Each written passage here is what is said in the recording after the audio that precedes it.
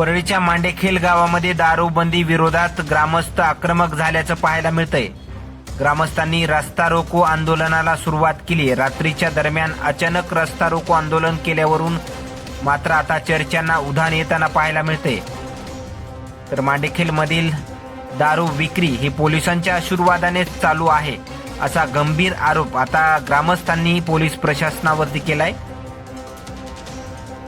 तर बीडचे पोलीस अधीक्षक नंदकुमार ठाकूर हे आल्याशिवाय आम्ही इथून उठणार नाही असं देखील ग्रामस्थांनी म्हटलंय। आताची आणि या क्षणाची सर्वात मोठी बातमी समोर येते। अवैध धंद्यासंदर्भात पोलीस प्रशासन कुठल्याही प्रकारे कारवाई करत नाहीये, तर पोलिसांच्या आशीर्वादानेच गावात दारू विक्री चालू आहे असा गंभीर आरोप ग्रामस्थांनी केलाय। संध्याकाळच्या दरम्यान दारू पिऊन महिलांसोबत कुटुंबातील काही व्यक्तींनी मारहाण केली आणि त्यानंतर आक्रमक झालेल्या महिला गावातील चौकामध्ये येऊन बसल्यात आणि त्यानंतर त्यांनी ग्रामस्थांनी देखील त्या महिलांना साथ दिली आहे।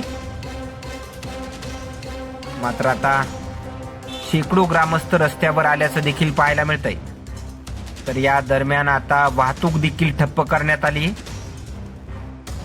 परळी मोहा मार्गे जाणारी बस, या बसमधील 25 ते 30 प्रवासी आहेत, मात्र आता बस देखील अडवण्यात आली आहे। तर 2 व्हीलर 4 व्हीलर या गाड्या देखील आता मांडेखेल या गावावरून पुढे जाऊ दिल्या नाहीत, त्यामुळे आता वाहतूक देखील ठप्प झाली आहे।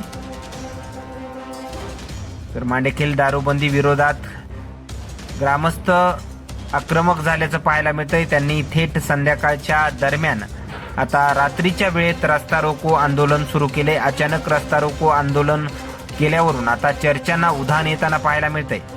तर